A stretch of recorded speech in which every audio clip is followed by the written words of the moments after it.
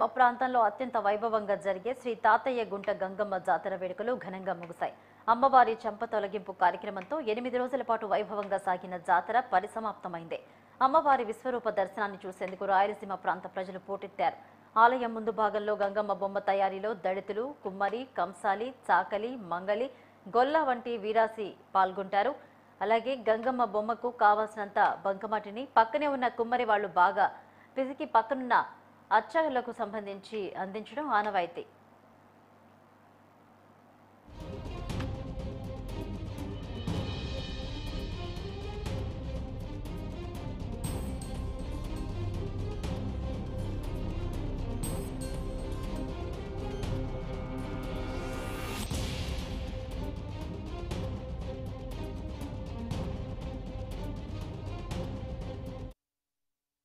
ఆచారులు నీలిమందు నూనెను రంగరించి గంగమ్మ ముఖానికి నీలిరంగును అద్దారు. బంగారు పూత పూసిన చేప ఆకారంలో చెక్కబడ్డ ముక్కెలను అలంకరించారు. బంగారం రంగురేకులో చెవులను గంగమ్మ విగ్రహానికి జోడించారు. చెవులకు బంగారంలా మెరిసే సింగపూరు రేకుతో చేసిన కమ్మలు, జంకీలు అలంకరించారు.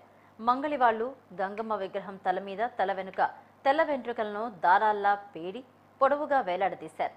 బంగారంలా దగదగా మెరిసే సింగపూరు రేకుతో చేసిన నగిషీలు చెక్కబడ్డ కిరీటాన్ని అమ్మవారికి అలంకరించారు.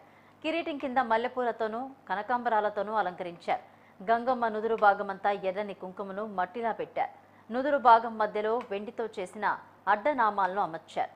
కనుబొమ్మల మధ్య గంధంతో పెద్ద బొట్టును పెట్టారు.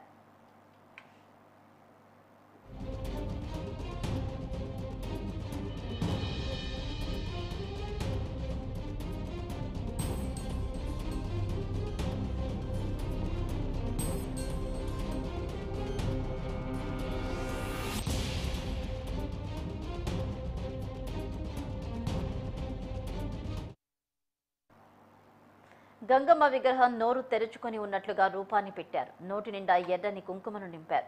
వెదురు డబ్బాలతో చేసిన పళ్లను పెట్టారు. చాకలి వాళ్లు తెచ్చిన చీరను గంగమ్మ బొమ్మకు సమర్పించారు. గొల్లవాళ్లు తెచ్చిన మంగళసూత్రాలను గంగమ్మ మెళ్ళో వేశారు. గంగమ్మ చీరకు ఒడిబాలను గొల్లవాళ్లే తెచ్చిపెట్టారు. కొద్దిసేపు బంగారు తాలిబొట్టును గంగమ్మ విగ్రహానికి కట్టి తీశారు.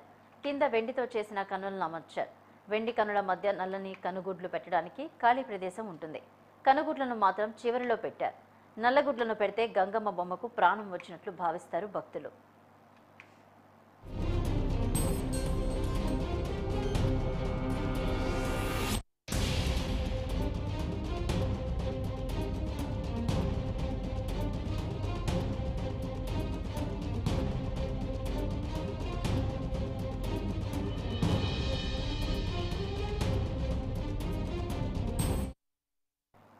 తెల్లవారుజామున పేరంటాళ్లు తాతయ్య గుంట గంగమ్మ గుడికి పేరంటాళ్లు చేరుకున్నాయి. గుడి ముందు గంగమ్మను చూస్తూనే పేరంటాలు వేషానికి పూనకం వచ్చి చిందులేసి హారతి సమర్పించారు. గంగమ్మ విగ్రహానికి దగ్గరుండేవారు పేరంటాలు వేషానికి హారతిచ్చి గంగమ్మ పూలహారాన్ని తీసి పేరంటాలు వేషానికి వేశారు. తర్వాత చుట్టూ ఉన్న జనం అరుపులు, కేకలు, కిలారింపులు ఎక్కువయ్యాయి. పంబలవాడు పంబను వాయిస్తుంటే పేరంటాలు వేషధారి పంబలకు అనుగుణంగా అడుగులేస్తూ ఆవేశంతో, ఉద్రేక్తంతో గంగమ్మ బొమ్మ చెంప దగ్గరుండే మట్టిని చేత్తో లాగేశారు. దీన్నే గంగమ్మ చెంప నరకడం అంటారు. పేరంటాళ్ల వేషం వెనక్కు వెళ్లిపోతూ ఎదురుపడ్డ వారికి ఒడిబాలులోని అక్షింతల్ని ఇస్తారు.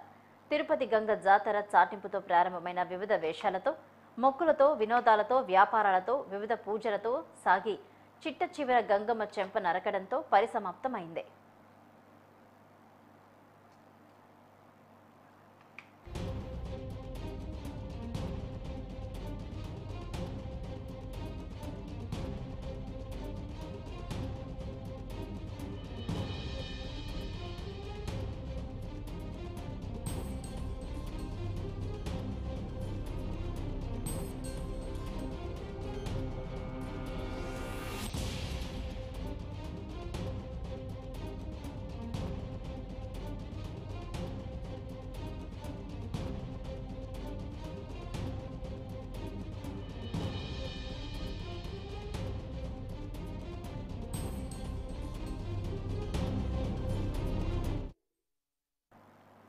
రాయలసీమ ప్రాంతంలో అత్యంత వైభవంగా జరిగే శ్రీ తాతయ్య గుంట గంగమ్మ జాతర వేడుకలు ఘనంగా అయితే ముగిశాయి. ఇదే అంశానికి సంబంధించి మరిన్ని అప్డేట్స్ మా ప్రతినిధి మరిన్ని వివరాలు అందిస్తారు.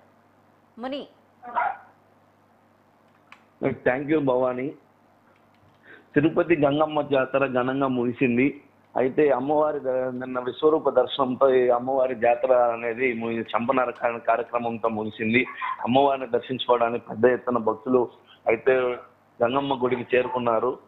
ఈ గంగమ్మ గుడికి ఈ కార్యక్రమంలో భక్తులు అమ్మవారి విశ్వరూప దర్శనం చంపనరికిన తర్వాత మట్టి కోసం భక్తులు అయితే పెద్ద ఎత్తున అమ్మవారి మట్టి కోసం ఎగబడ్డారు.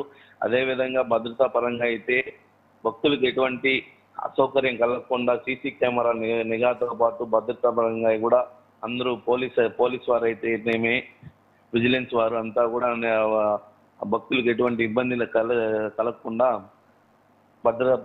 భద్రతాపరమైన చర్యలు అయితే తీసుకున్నారు. అయితే 7 రోజులు జరిగిన ఈ గంగమ్మ జాతరలో భక్తులు 7 రకాల వేషాలతో అమ్మవారిని దర్శించుకొని ఘనంగా అమ్మవారి కృపకు ఇదయ్యారు. అయితే భక్తులకు ఈ గంగమ్మ జాతర ఎంతో విశిష్టమైనది కాబట్టి ప్రభుత్వం వారు కావచ్చు, ఆలయ కమిటీ కావచ్చు, భక్తులకు అందవలసిన అమ్మవారి దర్శనం కావచ్చు అన్ని కూడా చేశారు Bhavani. Right, thank you Muni.